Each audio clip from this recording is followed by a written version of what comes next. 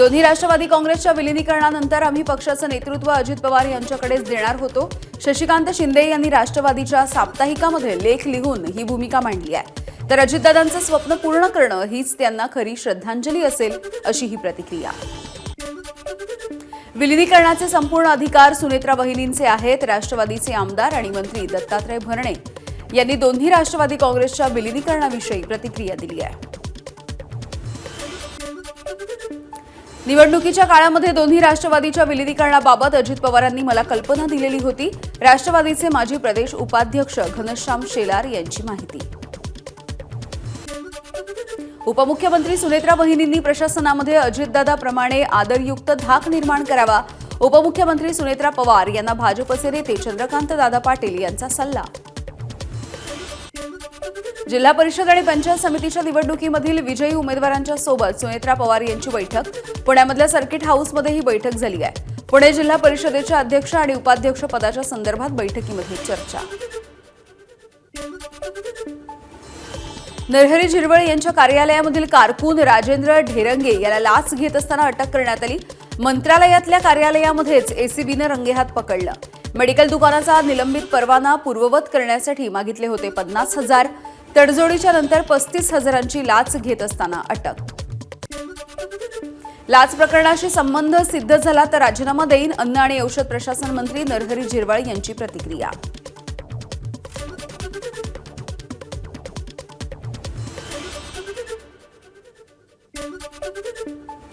ज्या एफडीए विभागावरती राज्याच्या आरोग्याची जबाबदारी तिथेच 35,000मध्ये इमान विकलं जातंय, हे महाराष्ट्राचं दुर्दैव. लाच प्रकरणावरती अंबादास दानवे यांची प्रतिक्रिया. तर फाईल क्लिअरन्सच्या नावाखाली मंत्रालयामध्ये नक्की कशाचा बाजार मांडलाय, असाही सवाल दानवेंनी विचारलाय.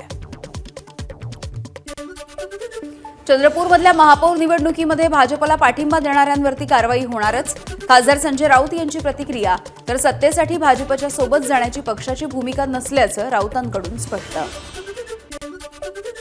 चंद्रपूरमधील महापौर निवडीवरून मनसेच्या संदीप देशपांडेंनी पुन्हा एकदा ठाकरेंच्या शिवसेनेला डिवचलं. पैसे घेतल्याचा पुरावा द्या, राजीनामा देतो, असं ठाकरेंच्या शिवसेनेच्या संदीप गिऱ्हे यांनी म्हटलं होतं. यावरती 50 खोक्यांचे पुरावे द्याल, त्या दिवशी एका खोक्याचा पुरावा देणार, अशी देशपांडेंनी पोस्ट केली आहे. चंद्रपूरमध्ये सत्तेत सहभागी होण्यासाठी 1-1 कोटींच्या बॅगा घेतल्या असा आरोप करणारे पैसे मोजण्यासाठी बसले होते का? खासदार संजय राऊत यांचं नाव न घेता देशपांडेंवरती निशाणा. भिवंडीमध्ये 20 फेब्रुवारीला महापौर पदाची निवडणूक होतीये. 16 फेब्रुवारीला दाखल करता येणार अर्ज. सर्वाधिक जागा निवडून आलेली काँग्रेस आता सत्ता स्थापन करणार की भाजप आणि शिवसेना चमत्कार घडवणार, याकडे लक्ष आहे. धुळे महानगरपालिकेमधील महापौरांचं दालन सज्ज झालंय. धुळे महानगरपालिकेमध्ये मायादेवी परदेशी आणि उपमहापौर पदाचा ज्योत्स्ना पाटील या पदभार स्वीकारतील. महानगरपालिकेमध्ये याची तयारी सुरू झाली आहे. विधान परिषदेमधील राज्यपाल कोट्यामधील 5 रिक्त जागा लवकरच भरल्या जाणार असल्याची माहिती सूत्रांनी दिली आहे. स्थानिक स्वराज्य संस्थांच्या निवडणुकांमध्ये उल्लेखनीय कामगिरी करणाऱ्या व्यक्तींना प्राधान्य दिलं जाण्याची शक्यता आहे. एकनाथ शिंदे शिवसेनेमध्ये भाकरी फिरवण्याची शक्यता. स्थानिक स्वराज्य संस्थांच्या निवडणुकीमध्ये कोकण आणि पश्चिम महाराष्ट्राशिवाय अन्य भागामध्ये शिवसेनेची प्रभावी कामगिरी नाही. यावरून शिंदेंनी 3 ते 4 मंत्र्यांचे कान टोचले आहेत. शिवसेनेचे राज्यामधील मनपा नगरसेवक, जिल्हा परिषद सदस्य, नगराध्यक्ष यांचा लवकरच मुंबईमध्ये मेळावा होणार आहे. उपमुख्यमंत्री शिंदेंच्या हस्ते सत्कार होणार आणि पक्ष संघटन वाढवण्याविषयी शिंदे मार्गदर्शन देखील करतील. सांगली जिल्हा परिषद सत्ता स्थापनेच्या संदर्भात जयंत पाटील, संजय काका पाटील आणि विश्वजित कदम यांच्यामध्ये बैठक झाल्याची सूत्रांची माहिती आहे. तर जिल्हा परिषद अध्यक्षपदासाठी राष्ट्रवादी आग्रही. अध्यक्षपद घेऊन अजितदादांना खरी श्रद्धांजली द्यायची, संजय काका पाटील यांचं मत. रत्नागिरी जिल्हा परिषदेच्या जिल्हाध्यक्षपदासाठी नेत्रा ठाकूर यांच्या नावावरती शिक्कामोर्तब झाल्याची सूत्रांची माहिती. नेत्रा ठाकूर या गुहागरमधल्या वेळडेश्वर गटामधून सलग 3ऱ्यांदा निवडून आल्या. माजी मंत्री आणि ज्येष्ठ काँग्रेसचे नेते रणजित देशमुख यांच्यासह 3घांच्या विरोधात अजामीनपात्र अटक वॉरंट. धनादेश न वटवल्याच्या प्रकरणी न्यायालयामधील सुनावणीमध्ये सातत्याने गैरहजर राहिल्यामुळे संयुक्त दिवाणी न्यायाधीशांनी ही कारवाई केली आहे. मुंबईमधील मुलुंड रेल्वे स्थानक परिसरामधील अनधिकृत दुकानांवरती कारवाई. पदपथ मोकळे झाल्यामुळे पादचाऱ्यांना मोठा दिलासा. कारवाईमुळे वाहतूक कोंडी कमी व्हायला मदत होईल. शहरामधील अनधिकृत बांधकामांवरती पुणे महानगरपालिकेची कारवाई. मुंढवा ताडीगुत्ता ते हडपसर रेल्वे स्टेशन, सोबतच हडपसर रेल्वे स्टेशन ते तुलसी हॉल या मार्गावरील रस्ता रुंदीकरणाच्या कामामध्ये अडथळा ठरणाऱ्या अतिक्रमणांवरती कारवाई करण्यात आली आहे. सिंधुदुर्ग जिल्ह्याच्या विकासासाठी 600 कोटींचा प्रारूप आराखडा राज्य नियोजन समितीच्या बैठकीमध्ये सादर करण्यात आला. पालकमंत्री नितेश राणे यांनी मुख्यमंत्र्यांकडे हा आराखडा सादर केला आहे. हैदराबाद गॅजेटच्या नुसार 2 फेब्रुवारीपर्यंत मराठवाड्यामध्ये 310 जणांना कुणबी प्रमाणपत्र. आतापर्यंत 731 जणांनी अर्ज केलेत, तर 24 अर्ज फेटाळले असून उर्वरित अर्जाची सध्या तपासणी सुरू आहे. मराठवाड्यामध्ये जाणून बुजून व्हॅलिडिटी रोखल्या जात असल्याचा आरोप मनोज जरांगेंनी केलाय. हैदराबाद गॅजेटियरनुसार अर्ज कुणबी प्रमाणपत्र दिले जात नसल्याचं देखील मनोज जरांगेंनी म्हटलंय. पुणे विमानतळावरून 5,42,00,000 ड्रग्ज जप्त करण्यात आलाय. बँकॉकवरून आलेल्या प्रवाशानं 5 खेळण्यांच्या बॉक्समध्ये हे ड्रग्ज लपवलं होतं. गुप्त माहिती आणि संशयावरून ही तपासणी केली असता 32 वर्षीय तरुणाकडे हे ड्रग्ज सापडले आहे. धाराशिवच्या वाशी इथल्या ठाकरेंच्या शिवसेनेचे तालुका प्रमुख समाधान उघडे यांची पक्षामधून हकालपट्टी. उघडे यांनी कांदा शेतीमध्ये अफूची लागवड केली होती. एबीपी माझानं ही बातमी लावून धरली होती. भंडाऱ्यामधल्या बाळ विक्रीच्या प्रकरणामधील डॉक्टर बाजपेयीचा भंडारा जिल्हा सत्र न्यायालयामध्ये अटकपूर्व जामिनासाठी अर्ज. बाजपेयीनं भंडाऱ्यामधल्या बाळाची 3 लाखांमध्ये विक्री केली होती. नाशिकमध्ये अल्पवयीन मुलीचं बळजबरीने लग्न लावण्यात आलं. मुलीच्या तक्रारीनंतर सासर आणि माहेरच्यांच्या विरोधात पोलिसांमध्ये गुन्हा दाखल करण्यात आलाय. मकोकामधल्या आरोपीचा कळंबा कारागृहामध्ये पोलिसांवरच हल्ला. कोल्हापूरच्या जुना राजवाडा पोलीस ठाण्यामध्ये आरोपी इम्रान शेख याच्या विरोधामध्ये गुन्हा. व्हिडिओ कॉन्फरन्स रूममधून थोडा वेळ बाहेर थांबण्यास सांगितल्यामुळे हा हल्ला करण्यात आलाय. पुण्यामधल्या वारजे परिसरामध्ये सराईत गुन्हेगारांची धिंड. ज्या भागामध्ये गुंडांनी गेल्या काही दिवसांमध्ये गुन्हे केले होते त्याच भागामध्ये पोलिसांनी त्यांची धिंड काढली आहे आणि त्यांची दहशत कमी करण्याचा प्रयत्न केलाय. बातमी धुळ्यातली. धुळ्याच्या शिरपूरचे तालुका कृषी अधिकारी संजय पवार यांच्यासह डाटा ऑपरेटरला 5,000 रुपयांची लाच घेताना अटक करण्यात आली. शेतकऱ्यांना विक्री केलेल्या प्रमाणित गव्हाचं शासकीय अनुदान मिळवण्यासाठी त्यांनी लाच मागितली. पत्नीच्या वाढदिवसाच्या दिवशी एका आयटी कर्मचाऱ्यानं लोणावळ्यामध्ये आत्महत्या केली आहे. पत्नीला मेसेज आणि व्हिडिओ पाठवून लायन्स पॉइंटच्या दरीमध्ये उडी मारून त्यानं आत्महत्या केली. गेल्या काही दिवसांपासून या दोघांमध्ये वाद सुरू असल्याची माहिती आहे.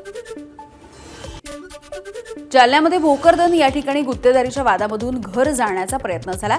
10 तारखेच्या पहाटेच्या घटनेचं सीसीटीव्ही फुटेज आता समोर आलंय.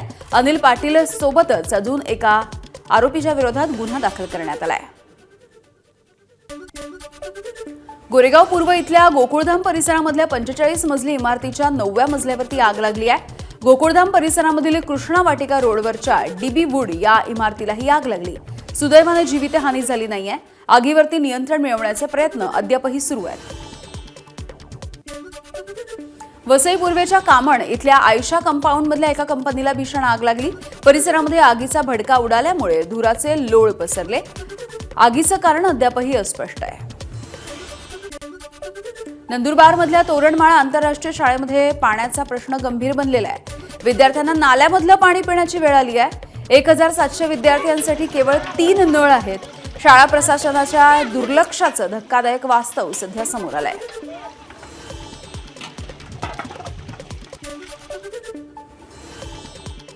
छत्रपती संभाजीनगरच्या जैतापूरमधील सीसीटीव्ही कॅमेरे असताना देखील सामूहिक कॉपी घडतीये. शिक्षण राज्यमंत्री पंकज भोयर यांच्याकडून या प्रकरणाची गंभीर दखल. संबंधित संस्थाचालक आणि शिक्षकांवरती कठोर कारवाईचे निर्देश. राज्यामधील अशासकीय अनुदानित महाविद्यालयांमध्ये रिक्त असलेल्या 5,012 जागा लवकरच भरल्या जाणार. यासाठी उच्च आणि तंत्र शिक्षण विभागाकडून मान्यता. मुंबई विद्यापीठाकडून जुन्या अभ्यासक्रमांच्या 304 परीक्षा बंद. मागील 2 ते 3 शैक्षणिक वर्षापासून शून्य नोंदणी असलेल्या 125 परीक्षा तसंच अभ्यासक्रम बंद होऊन 10 वर्ष पूर्ण झालेल्या 179 परीक्षा आता बंद करण्यात आल्या आहेत. इंजिनिअरिंग, फार्मसी, MBA यासारख्या व्यावसायिक अभ्यासक्रम प्रवेशाच्या CETसाठी आतापर्यंत 7 लाखांपेक्षा अधिक विद्यार्थ्यांनी नोंदणी केली आहे. CET सेलकडून परीक्षेच्या नोंदणीला 20 फेब्रुवारीपर्यंत मुदतवाढ देण्यात आली. यवतमाळमध्ये 3 लाख हेक्टरवरती सोयाबीनची लागवड. सोयाबीनला 4,500 रुपये प्रति क्विंटलचा भाव. दर कमी झाल्यामुळे शेतकरी चिंतेत आहे. गेल्या 2 दिवसात पडलेल्या भावामुळे शेतकऱ्यांचं प्रति क्विंटलच्या मागे 700 ते 800 रुपयांचं नुकसान होत आहे. CCIनं कापूस खरेदीची मुदत वाढवून देण्याची वर्धा कृषी उत्पन्न बाजार समितीची मागणी आहे. CCIला कापूस विक्रीसाठी 4,600 शेतकऱ्यांनी नोंदणी केली आहे. 27 फेब्रुवारीपर्यंत CCIच्या कापूस खरेदीची मर्यादा आहे. जळगाव जिल्ह्यामध्ये केळी पिकाचा बनावट विमा काढून लाभ घेण्याचा प्रयत्न आहे. उपग्रहामधून केलेल्या पाहणीमध्ये हा सगळा प्रकार उघड झालाय. एकट्या जळगाव जिल्ह्यामध्ये विमा काढलेल्या 44 हेक्टर क्षेत्रामध्ये केळीची लागवडच झाली नसल्याचं समोर आलंय. पीक विमा काढण्यासाठी भरण्यात आलेली 37,43,000 रुपयांची रक्कम जप्त झाली आहे, सूत्रांनी माहिती दिली आहे. नेचर केअर फर्टिलायझर्स तर्फे दिला जाणारा नेचर केअर सन्मान यंदा महिला शेतकऱ्यांना दिला जाणार आहे. 5 ते 6 महिला शेतकऱ्यांना हा पुरस्कार दिला जाईल. सोबतच 51,000 रुपये प्रत्येकी आणि सन्मान चिन्ह असे या पुरस्काराचं स्वरूप असेल. बीडमध्ये राष्ट्रीय स्तरावरच्या महापशुधन एक्स्पोचं आज मंत्री पंकजा मुंडे यांच्या हस्ते उद्घाटन झालंय. 22 एकर मैदानामध्ये पुढील 3 दिवस हे महापशुधन एक्स्पो चालणार आहे. यामध्ये शेतकऱ्यांसाठी उपयोगी असलेले 300 पेक्षा अधिक स्टॉल्स उपलब्ध असतील. इंडियन प्रीमियर लीगच्या धर्तीवरती महाराष्ट्रामध्ये एक अनोखी स्पर्धा. कोल्हापूरमध्ये रंगणार मंदिर प्रीमियर लीग. राज्यामधील प्रसिद्ध देवस्थान संघ या स्पर्धेमध्ये सहभागी होतील. तुळजाभवानी मंदिर संस्थानाने 2 संघ या स्पर्धेत उतरवण्याचं ठरवलंय. महाशिवरात्रीच्या दिवशी त्र्यंबकेश्वराचं मंदिर हे 24 तास खुलं राहील. संभाव्य गर्दी लक्षात घेता महाशिवरात्रीला पहाटे 4 वाजल्यापासून सोमवारी रात्री 9 वाजेपर्यंत हे मंदिर भाविकांसाठी खुलं राहील. संत मुक्ताई यात्रोत्सवाचा ध्वजपूजनानं शुभारंभ. यात्रोत्सवातील भजन, कीर्तन, प्रवचन तसंच विविध सांस्कृतिक कार्यक्रमांचं आयोजन. दरवर्षीप्रमाणे यंदा देखील हजारो भाविक उपस्थित राहतील असा आयोजकांना विश्वास आहे. शिर्डीमध्ये सालाबादप्रमाणे यंदा देखील ढोल ताशांच्या गजरामध्ये साई परिक्रमा महोत्सव संपन्न. शालेय विद्यार्थ्यांनी साकारलेलं चित्ररथावरचे देखावे हे परिक्रमेचं आकर्षण ठरलंय. साईंच्या नामाचा जयघोष करत लाखोंच्या संख्येनं भाविक हे या परिक्रमेमध्ये सहभागी झाले. सांगलीमध्ये श्रीधर खांडेकरांच्या स्मृतिप्रित्यर्थ संगीत साधनेचं आयोजन. यावेळेला उस्ताद राजा मिया यांचं बहारदार गायन. तबलावादक मिलिंद जोशी आणि हार्मोनियम वादक विनोद पडगे चांची उस्ताद राजा मियांना त्यांनी साथ दिली आहे.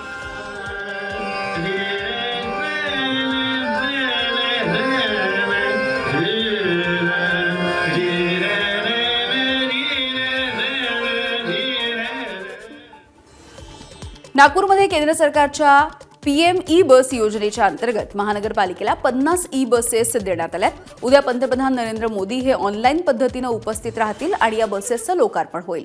तर मुख्यमंत्री फडणवीस, नितीन गडकरी, एकनाथ शिंदे यांच्यासह इतर मान्यवर देखील ऑनलाईन पद्धतीनं उपस्थित राहतील. मुंबईमधल्या संजय गांधी राष्ट्रीय उद्यानाच्या अंतर्गत असलेल्या कान्हेरी लेण्यांना जाणारी बेस्ट AC बसची सेवा आता बंद झाली आहे. पर्यावरण आणि वन्यजीवांचं रक्षण करण्यासाठी मुंबई उच्च न्यायालयाने हे आदेश दिले आहेत. काल देशभरामध्ये कामगार संघटनांनी पुकारलेल्या संपाला संमिश्र असा प्रतिसाद मिळाला. हैदराबादसह ओडिशा, केरळ, तामिळनाडू, गोवा, झारखंड, छत्तीसगड, मध्य प्रदेश, पंजाब या ठिकाणी संपाचा जोर अधिक होता. बँकिंग, विमा, टपाल, वाहतूक, आरोग्य आणि कोळसा खाण या क्षेत्रावरती या संपाचा मोठा परिणाम झालाय.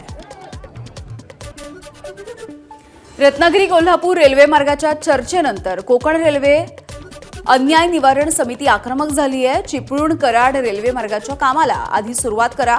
कोकण रेल्वे अन्याय निवारण समितीचे अध्यक्ष शौकत मुकादम यांनी मुख्यमंत्र्यांकडे ही मागणी केली आहे. ABP माझा, उघडा डोळे बघा नीट.